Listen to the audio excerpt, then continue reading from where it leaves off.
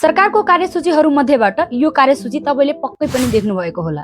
दलीय विद्यार्थी संगठन हटाउनु कि नहटाउनु, यो तर्क विषयलाई अलिकति पछाडी छोडेर अहिलेको लागि यति मात्रै बुझौं। एउटा दलीय विद्यार्थी संगठनमा लागेको एउटा व्यक्तिले आफ्नो विचार राख्दा र स्वतन्त्र समूहमा रहेर एउटा स्वतन्त्र व्यक्तिले आफ्नो विचार राख्दा दुवैमा फरक के हुन सक्छ? नेपालको राजनीतिमा विद्यार्थी संगठनको भूमिका धेरै ठूलो छ।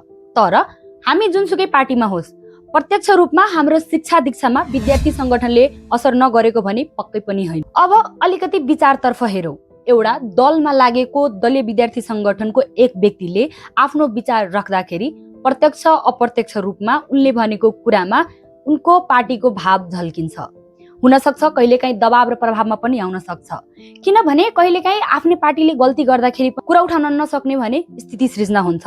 आफ्नै पार्टीले गल्ती गरिरहेको हुन्छ तर त्यसको विरुद्धमा उठ्न नसक्ने भने स्थिति आउन सक्छ। कुनै एक स्वतन्त्र विद्यार्थीको विचार गलत हुन सक्छ तर कसैको प्रभावमा पक्कै पनि हुँदैन। नेपालमा दलीय संगठनको जारा आज मात्र होइन, धेरै पहिलादेखि नै हो।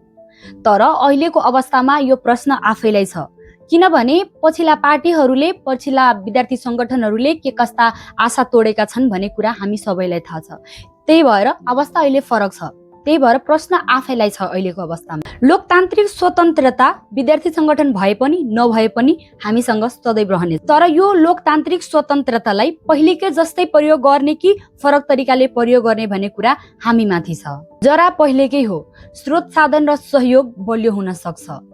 तर एउटा स्वतन्त्र संगठनमा लागेर दलमा नलागिकन हाम्रो विचार पोख्न सक्ने अधिकार हामीसँग छ।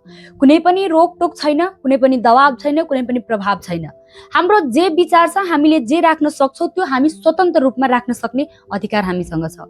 अब सोचौं त, कुनै पनि प्रभावमा नआइकन, कुनै पनि दबावमा नआइकन हामीले विचार राख्न सक्ने अधिकार हामीसँग छँदा सधैँ पनि एउटा दलको प्रभावमा आएर वा कुनै पनि दलमा लागेर बोल्दाखेरि वा विचार राख्दाखेरि हाम्रो व्यक्तित्व विकासमा कतिसम्मको फरक पार्न सक्छ र यो हाम्रो व्यक्तित्व विकासलाई कतिसम्मको सहयोग पुर्याउन सक्छ।